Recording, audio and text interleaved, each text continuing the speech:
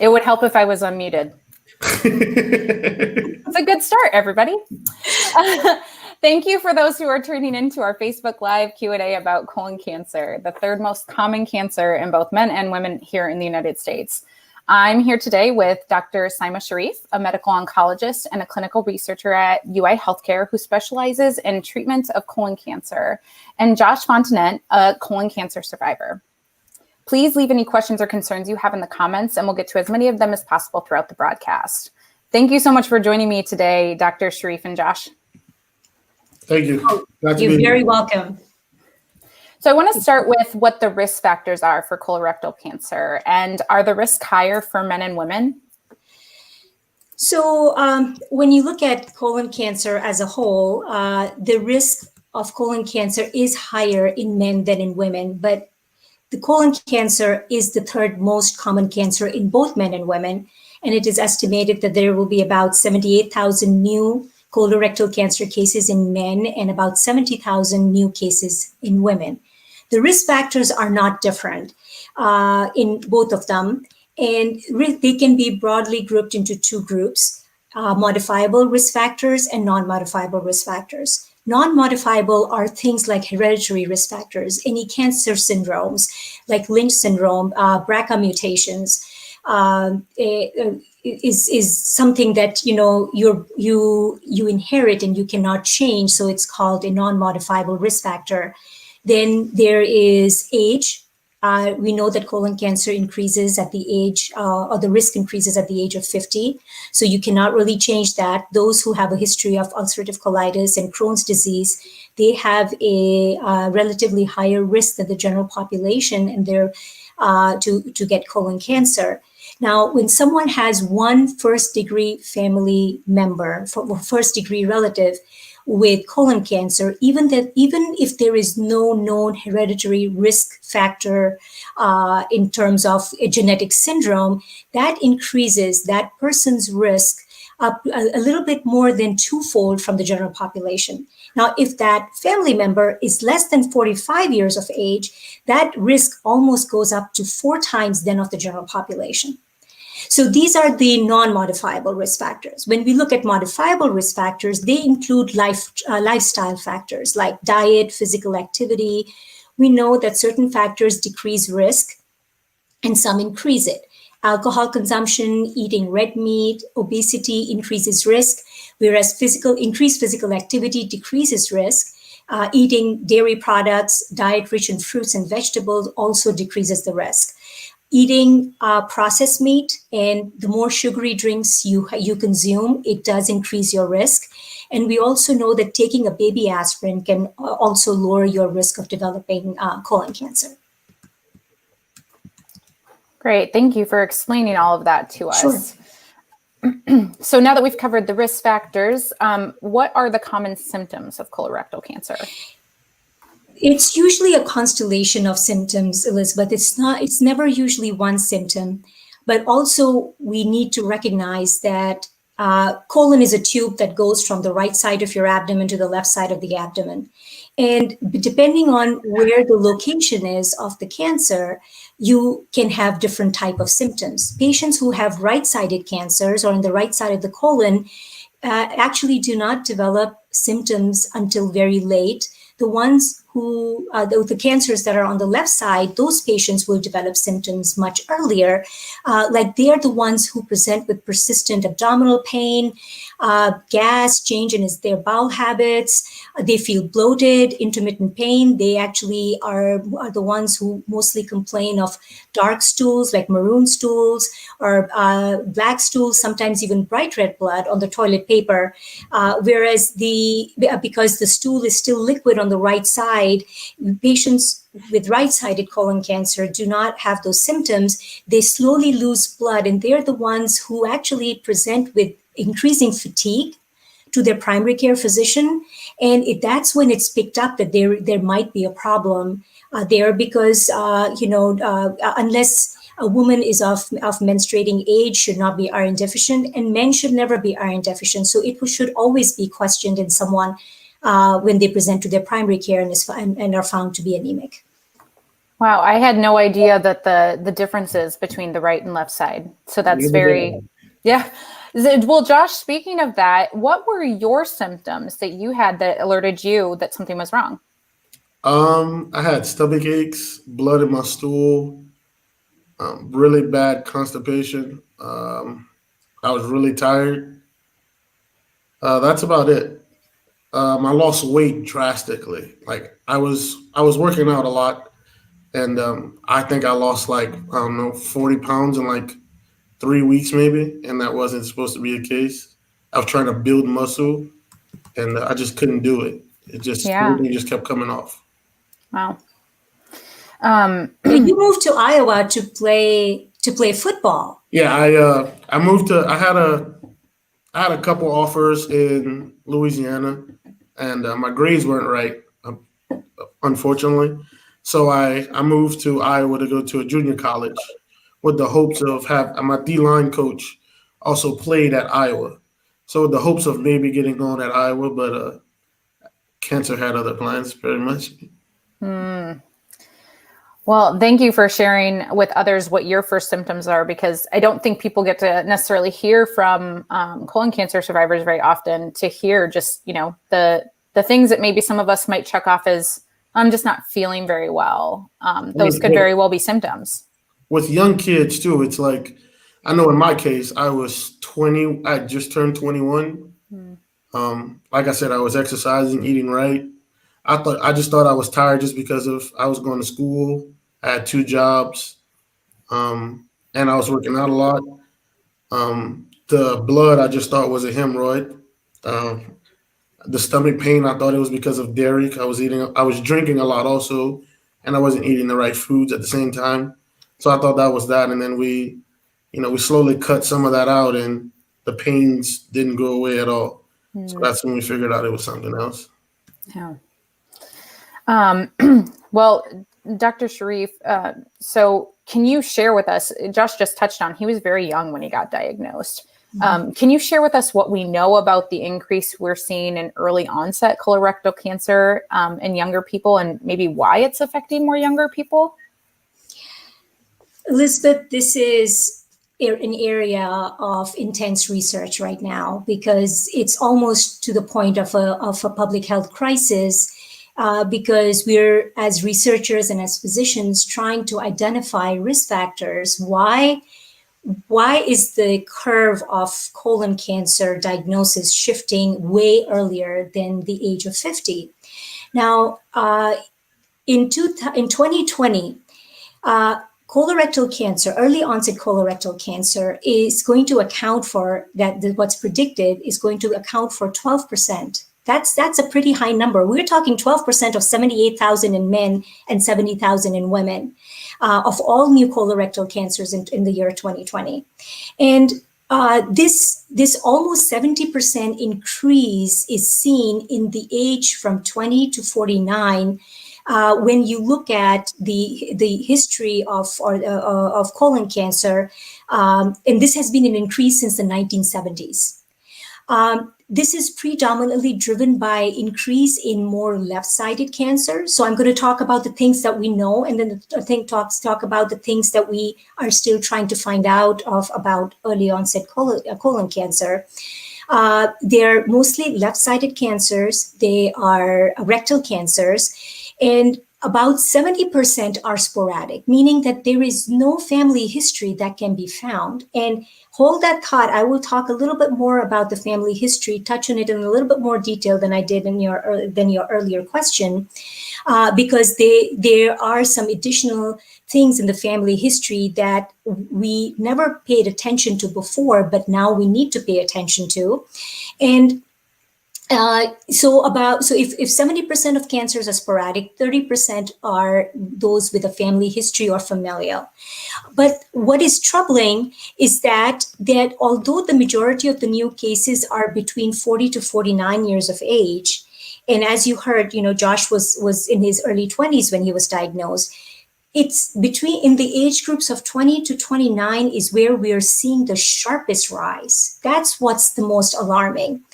And the thing is that also what they have projected in terms of when they look at the cancer facts and figures, that by the year 2030, about 20% of all colon and rectal cancers are going to be in patients younger than 50 years of age. So right now they're at 12%.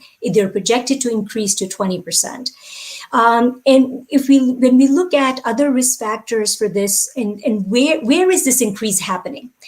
We already know that Asian Pacific Islanders and non-Hispanic Blacks, they have a higher risk. We know that. But this increase is happening in the non-Hispanic whites, and in the non-Hispanic whites is actually the biggest, and also Hispanics. So non-Hispanic whites and Hispanics, we're seeing this uptick in that age group, which we can't really, understand why this is happening. The kind of cancers that they're getting diagnosed with are usually advanced stage.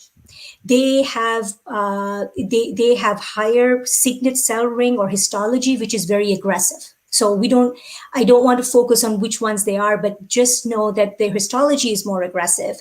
And they are known to be associated with worse prognosis and outcomes. But having said that, when patients are diagnosed when they're younger in age, they have less medical issues. So they're actually tolerating treatments a lot better, a lot of the aggressive treatment. So there is a little bit of upside to it, that they are actually able to tolerate the treatments better.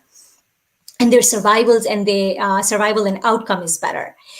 The other thing I want to mention is that usually when you look at risk factors like obesity, alcohol, red meat consumption, if someone is going to develop cancer in their 20s, we know that a polyp to cancer takes approximately 10 years. So when did the exposure happen that caused them to get cancer when they were in their 20s? Did this happen prenatally, during pregnancy, postnatally, in the adolescent? So this, as I mentioned, is an area of intense research as to what exposure happened. And we know that people who were born in their 1960s versus people who were born in 1990, there is a 2-fold higher risk of them developing colon cancer and a 4 times higher risk of developing rectal cancer. So one of the theories is that there is an environmental, what you call a cohort effect, that particular people who were born in the 1990s, they have been exposed to, which the exposure was not there when you were born in the 1950s or 1960s. Is it, preservatives in the food, the way food is packaged? What is it? Because at the age of 20, how much alcohol would a 20-year-old drink for long enough to get alcohol as the reason for them to develop cancer? But we also do know that younger people are eating more fried food, more processed meat, and there is some data and some observational studies to show that may actually increase the risk of early onset colon cancer.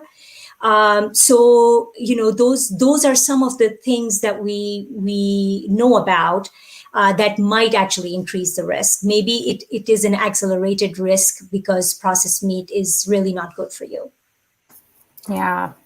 Again, thank you for sharing all that. That was so insightful for people who, like me, who don't really know that much about this type of cancer. Right. And also one of the other things I forgot to mention was that, when one of the things that is postulated is when people were born in the 50s or 60s, when they got sick as babies, antibiotic use was not as indiscriminate as it is, in the 90s. So we have data to show that the gut microbiome, or the bacteria in the gut, is changed when you give antibiotics. So if more children or babies are given antibiotics than used to be before, it's maybe the gut microbiome has changed to where it is now increasing the risk for colon cancer. Very interesting. Well, you mentioned that younger patients tend to handle treatment a little bit, their bodies tend to handle it a little bit better. So I wanted to ask about what are the various treatments that you could expect for colon cancer. And Josh, I would love if you would weigh in too on what route did you end up having to take for treatment? So the treatment for colon cancer depends on the stage it was diagnosed. We know that stage 1 to 3 is a fairly treatable cancer where we can actually offer patients chance for cure. When patients have stage 4 cancer, they may actually, about 1 in 5 stage 4 cancers, we can cure either by surgical resection or different treatment modalities like surgery. But the rest of stage 4 colon cancers are the ones that we treat. We have different modalities for treatment, including immunotherapy, chemotherapy, biological therapy, certain combinations of them. But we know that we can improve the life expectancy, but we cannot cure these patients from their cancer, unfortunately, if they're not resectable. Does that answer the question that you asked me? Yeah. And so then, Josh, we'd love to hear from you, I think, on what treatment routes you ended up taking. So I did 3 out of the 5 she mentioned. I had maybe 2 feet of my colon taken out, or a foot, something like that. I can't really be honest with you. I did the surgery first, and then I was told by Dr. Sharif, since I was so young, that I should do chemotherapy. Maybe it'll hurt my body, maybe it wouldn't, for 6 months, every 3 weeks. And then I did that, and unfortunately, when they opened me up for surgery, they realized I didn't have just stage 3 colon cancer. I also had stage 1 kidney cancer. So I also took part of my left kidney is also taken out. And then after I did that for the first 6 months, I was told that all my tumors were gone, apparently. And then after a checkup with Dr. Sharif, it was back. So I also went through immune therapy for 2 years, going to Nebraska, Iowa City, just trying to get rid of it. Yeah, and I know that you took part in a clinical trial, correct? Yes, ma'am. Could you and Dr. Sharif explain kind of how that process works? She could a little bit better than me. Okay, I'll start. You chime in. So Josh has one of the rarer cancers or subtypes of cancers, which has an immune marker, meaning that his tumor was MSI high. And we know that these are more aggressive types of cancers. So the only thing we know in these cancers, at least 3 years ago when he was diagnosed, actually it's more than 3 years ago, we'll have Josh tell his story, that it is a more aggressive type of cancer. And I was very concerned after he finished his chemotherapy that he needs to be on very close surveillance. And within 4 weeks, the first scan that he had after completing chemotherapy is when his cancer recurred. I was disappointed, but I was not surprised. But I also knew at that time that we had a clinical trial with immunotherapy. So way back then, it was a little bit different. Now immunotherapy is approved. Medications like nivolumab and pembrolizumab, they've been approved for first-line treatment for MSI high colon cancers. At that time, they were still under clinical trials. We had a clinical trial, but Josh was not eligible for that particular trial because he had recurred within a month of his of finishing his chemotherapy. So I searched around for him, and I live and breathe colon cancer, so I knew which clinical trials are where. So I called my colleague in Omaha, Nebraska, where I knew this clinical trial that would be perfect for Josh. He would be eligible for. So then we transferred his records, asked George permission. He went, he got enrolled in the clinical trial, and he got treated.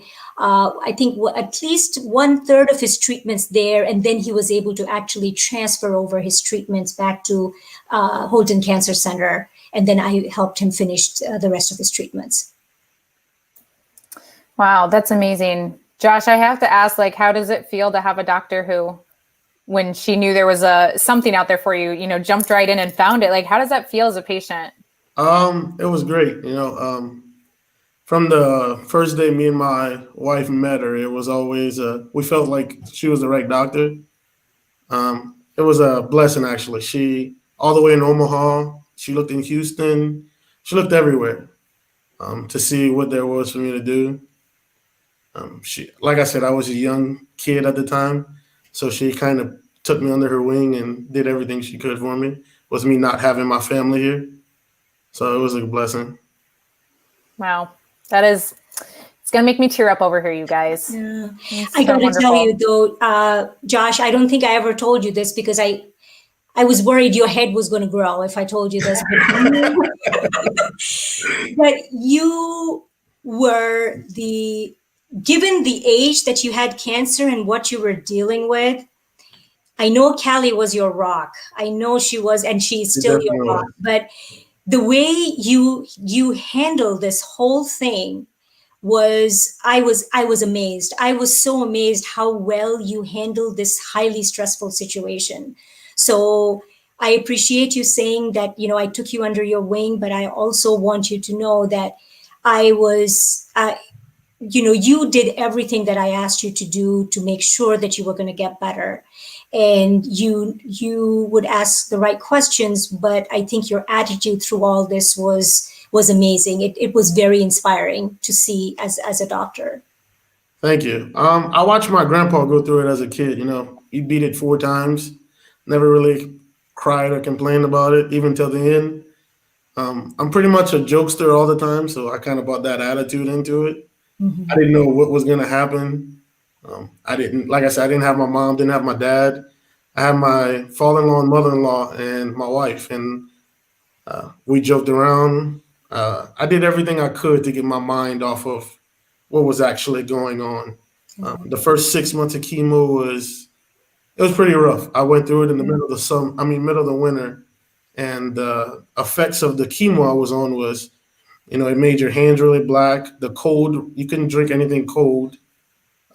Even the cold air just made it seem like I had needles in my throat.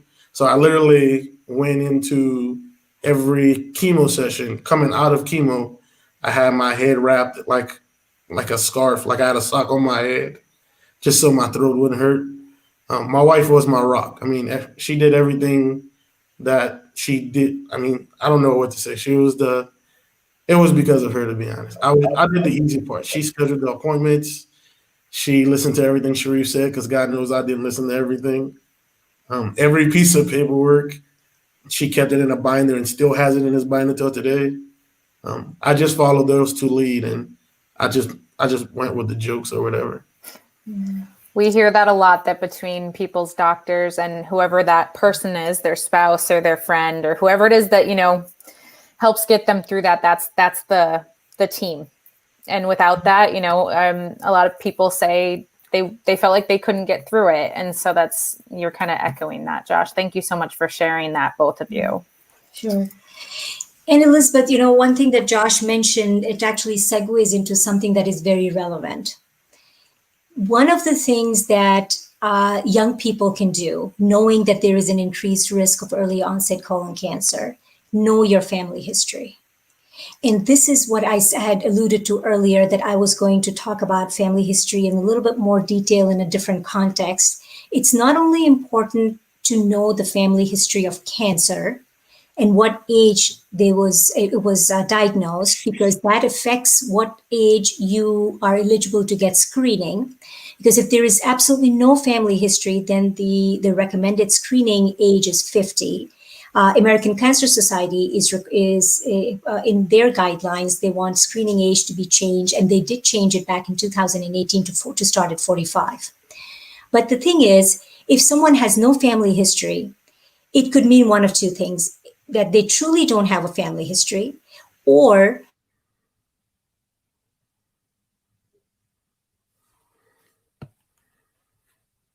Did we lose him? polyp. Oh. It's- Dr. that- Sharif, we lost you for a second there. Oh, okay. Sorry We lost you right at, you said you either don't actually have a family history or. Okay, so there is truly negative family history for any kind of cancers, or there is family history, and that is of an advanced polyp. Now, advanced polyp all are not malignant. They may have high degree of dysplasia, meaning they have high degree of abnormal cells. And if you have a first degree relative who has an advanced polyp, which is not only the dysplasia, but also the size of the polyp. If the polyp is a centimeter or larger, it's called an advanced polyp. And if you have a family member, you automatically, your first screening colonoscopy, even if you have no symptoms, is at the age of 40 or 10 years younger than when your family member was diagnosed with an advanced polyp. So this is something very important to remember that, and the reason why this is important is that colonoscopy, we can find colon cancers through colonoscopy, yet colonoscopy rates are not 100% in all over. In Iowa, if I were to talk about that, the data shows that only 68% of 50-year-old patients will get a screening colonoscopy. So what about the rest of the people? They may actually have a polyp. They may get diagnosed with cancer later, but then their family members don't know that they have cancer, so they don't get screened. So one of the things, the most important message from today, I know we're not at the end yet, but I just want to make this point because we're there, is not only know your family history, please encourage your parents to get their colonoscopies and also to share the family history with the patient, because then you go to your primary care with that information, so then they can set you up for the screening colonoscopy. Otherwise, they will know that you need a colonoscopy before the age of 50. Great. Thank you for sharing that important information and a reminder to all of us. If you're just joining us, we're here with medical oncologist Dr. Saima Sharif and colon cancer survivor Josh Fontenette discussing the third most common cancer in the U.S., colon cancer. Please comment with any questions or concerns you might have, and we'll get to them and get to as many of them as possible. Josh, I know today is kind of a special day for you, right? Yeah, it's yes, ma'am. It's 3 years I've been in remission now. Wow, congratulations. That's Thank wonderful. you. So I'm wondering if you can take us back to when you first started having symptoms. And I know you already covered what symptoms you were having, but when and how did you figure out something was wrong? Like, what were your red flags besides for the weight loss? I know, were there anything else that just made you think this isn't right? I had about 6 months of pain while I was in college, from the beginning to the end, to where, if I'm being frankly honest, my wife would have to, my stomach pain was so bad, she would have to literally rub my stomach for it to soothe me so I can go to bed at night. It was horrible.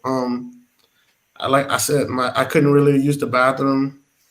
I had 6 months where I really couldn't work. It was the blood sample, the blood stool, the pain in the stomach, the working out. I was eating so much to build muscle, and it just didn't come. Like I said, I lost 40 pounds. I went in, I had a boss at John Deere here where I was living after college, and I was missing a couple of days of work here and there because the stomach, like I said, the stomach pain would be so bad, nothing would soothe it. And I would I would leave work, and he finally told me one day, jokingly, I told him, I was like, this is the last day. I was like, I'm gonna go to the hospital tonight. Mm-hmm. And he jokingly said, he's like, if you don't go tonight, I'm gonna fire you. And we both laughed about it, and I went after my wife got out of work, and I don't know, maybe we were both, she was 20, I was 21, and we got told that I had I don't know if it was a golf-sized tumor, I don't know how big it was, but I was told I had a tumor in my colon, and that I was being transferred. I lived in a small town at the time. I was being transferred to Des Moines, to Mercy Hospital, for further examination. And from then, we found I had X-rays done, CTs done. I did a lot. I did like 4 colonoscopies in 10 days Mm. or something like that, or 3 colonoscopies in like 10 days, just because they kept thinking that I wasn't empty, my stool wasn't empty, but they finally found out that it was my tumor blocking them to go fully through, I guess. Mm. I did bare enema. I did everything I could to see what this was. And right at the end, I got told, which is really crazy now I think about it, when they found out it was a tumor and I don't know, they dissected or whatever they had, um, these 2 interns came into the room when me and my wife I was playing video games. My wife was just hanging out in my hospital room. And I was told that I had some big word of cancer. Didn't really explain it. Told me I had 6 months to live, and they walked out of the room. Wow. Yeah. Wow. Wow. I'm sure I can't imagine how hard that must have been to hear, but I'm really grateful to be sitting with you here, Thank you. 3 or 3.5 years, however long it was since that diagnosis. I know it's been 3 years cancer free, but wow, what an incredible journey. Yeah, it's been a lot. It's been 2 surgeries. I started December 14th of 2015. I say 2 surgeries. One surgery, just one on my liver, the other one on my colon. Dr. Rahman at Mercy performed it. And then like I said, I had maybe 3 or 4 colonoscopies. I had a couple CTs. Um, I had a bare enema. For people who don't know what that is really painful. Um, it was a journey. I had after the surgeries, I switched from Mercy to Iowa City just because I was told it was a little bit better. And it ended up being a lot better. So I mean, it's been a ride. It's been a hell Yeah. of a ride. And you've been working with Dr. Sharif basically the whole time since you switched to University of Iowa hospitals and clinics, right? Yes, ma'am. From the beginning, she's been a blessing to me and my family. February of 2016, is when I healed up, and then I went to Mercy. I went to Dr. Sharif, and I talked with her, and the rest was history. Kind of soothing my mom and dad because can you imagine you call your mom and dad, and I can't tell them I just have cancer. I had to tell them that I was dying and I had 6 months left to live. So my mom cut the next flight out. She was here the next morning. Dr. Rahman, the surgeon, told her, we were preparing for the end. I mean, let's just be honest. My dad was coming up to grab all my stuff, and I was going to just live the rest of what I had down in Louisiana. And me, my wife, my mom, my dad. And then I got told by Dr. Rahman that, hey, I can do this surgery. It's not going to be pretty, but I can do it. So, I mean, we had a talk with me and my wife, my mom. We had a talk, and we decided that was the best thing to do to see if he can at least get some of it out. Yeah. So give me a fighting chance. Yeah. So I don't think anybody ever anticipates they'll get a diagnosis like you did. But did you ever think, as being so young, that you would ever need to worry about colon cancer?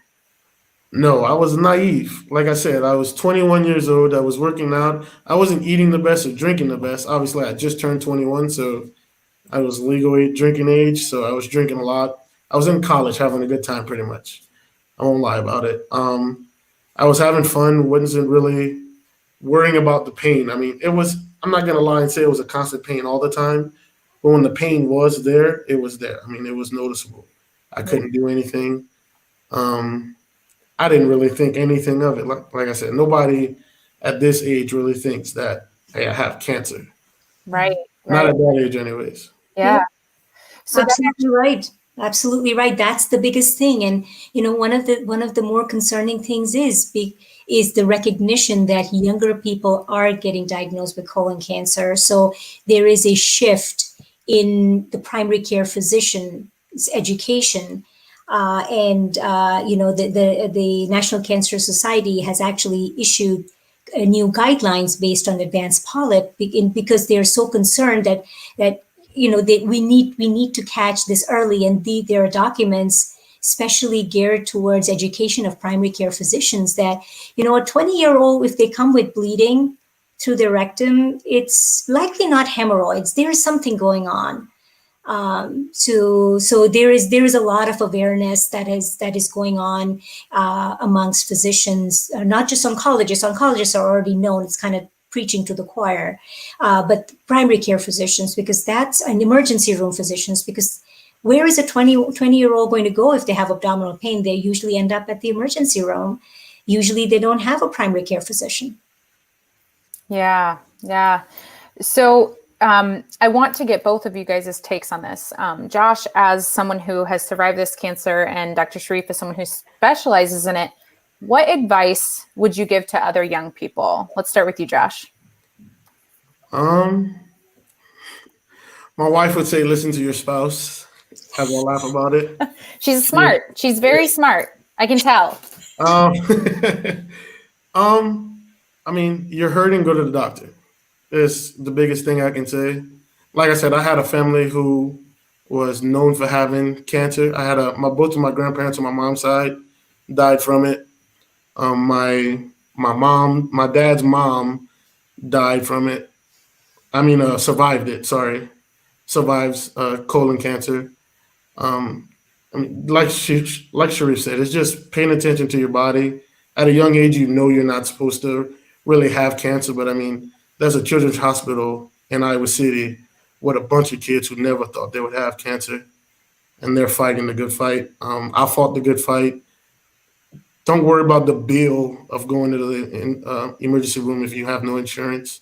Just go. It's rather be safe than sorry. My mom and dad not being with me, they still helped me a lot. Like, a lot of people don't know this. That's probably be the first time Dr. Sharif knows this, but the first chemo, I quit. I deleted Dr. Sharif's number.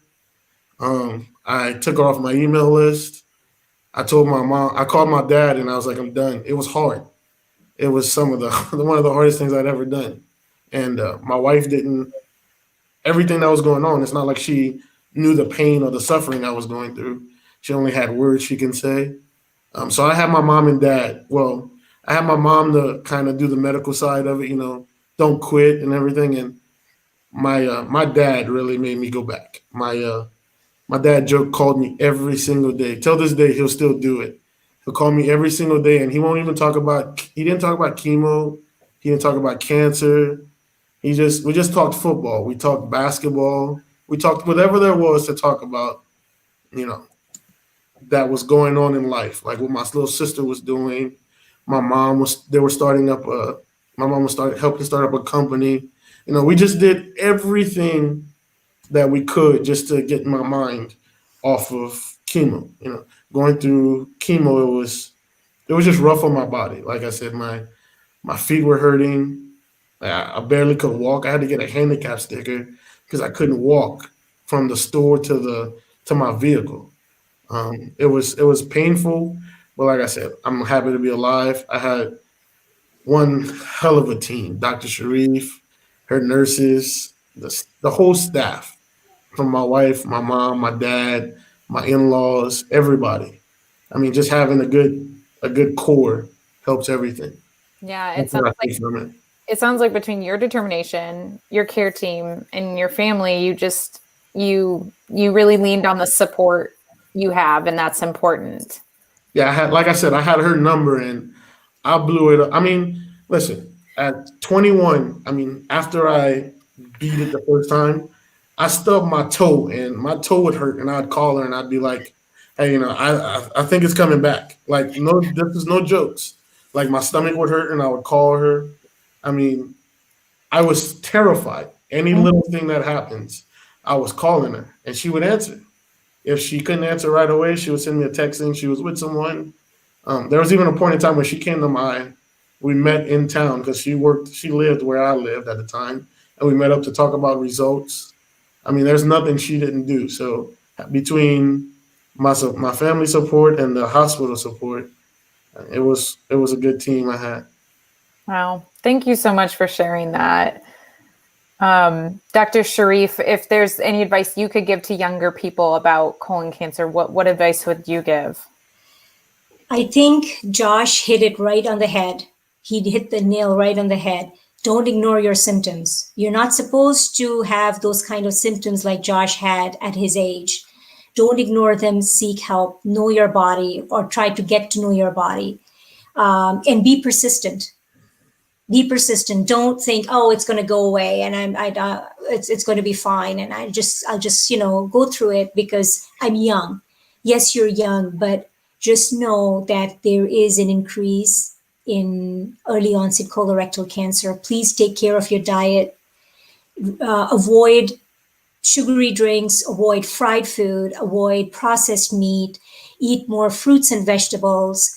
More sunlight is good. There is data showing that good vitamin D levels may actually decrease the risk of developing cancer. We have more data to show that patients respond better and their risk of cancer recurrence is less with good vitamin D levels. We don't really get much sun in Iowa, only a few months, and then that's not enough for us for the rest of the year. So make sure you're taking vitamin D, and just know your body. That's the advice that I will give. And last but not the least, know your family history. Please be involved enough in your family, like extended family, about what happened to my grandparents. Why did they die? Because, there is this thing when kids are younger. And when I say kids, when Josh was 20, when he was diagnosed, a lot of parents don't share their medical history with their kids because they don't want their kids to worry. And I think this is one thing that the kids need to go back and ask, that I need to know what my risk is, if there is any risk. So do we have cancer in the family? Do we have polyps? And mom and dad, you're 50, you should get a colonoscopy. Another thing is athletes. If there's any of this thing, Gatorade is not the best thing to be drinking as an athlete. I don't care what the commercials say. It's full of sugar. It's full of sugar. If you look, I had to start paying attention to it. Drink Powerade Zero. Drink Gatorade Zero, G2, water. Just stay away from regular Powerade. Or if you're gonna drink it, drink the amount it says you're supposed to do. You get a 32 ounce. Don't drink the whole thing. I know you think you're thirsty. Don't do it. It's full of sugar. It's not really the best. I was told diet soda was a little bit better. It's just, us young kids, we think, well, I'm not young anymore, but at 2021, you think you're invincible. You think you're going to get over this. You're young enough to do it. Like I said, there's a bunch of kids all over the country that are between a little baby and, 13 years old that is fighting a fight they never thought that they had to fight. Something they never signed up for, nothing. So just be careful, watch the signs. I have a 14-year-old sister that I have custody of, that I have the appointment set up for her to get tested. I have a group chat with the rest of my mom's side of the family that we're trying to bring awareness to this. It's not just me. Unfortunately, I prayed that nobody in my family would ever get this, but my mom got cancer last year or sometime this year. Same cancer I had, just a little bit, not as aggressive of mine, I guess. So she's in a good fight. She's almost done with chemo, did surgery. She's a warrior. That's why I get it from, I guess. So, like I said, it's not just me. It's not just my mom. My aunt can be next. A cousin can be next. Just pay attention to the signs. Cancer's a silent killer for a reason. Thank you guys so much for those reminders and for just sharing everything you shared with us, your story, Josh, and your expertise, Dr. Sharif. I think the audience tonight probably got so much out of it. I know I did. And so I appreciate it very much that you guys are willing to share with us. Sure, absolutely. There's just one other comment that I will add is, yes, stay away from sugary drinks, but also we're not really sure what artificial sweeteners do. So maybe, as Josh suggested, have half a Gatorade, not the full thing, but I would stay away from sugary drinks, also from even artificial sweeteners, because we initially, when the artificial sweeteners came out, they were like, oh, that's the next best thing that happened to patients who are diabetic. But guess what? No, it doesn't help patients who are diabetic. It actually does. They actually drink more of it, and their diabetes gets worse. Mm-hmm. So I'm not a fan of artificial sweeteners, and there has been a lot of that around. And I would recommend that we stay away from it till we have confirmative data that it does not increase the risk of cancer. Great. Thank you for another great reminder, because that's something that a lot of people probably are not aware of. So. Mm-hmm. If you joined us partway through the broadcast, make sure to go back from the beginning to hear all of the great information that these two shared with us tonight. And remember, try to get to know your family history and learn the symptoms of colon cancer. Listen to your own body and seek the care that you need when you start feeling any kind of symptom or any red flag. Thank you for watching.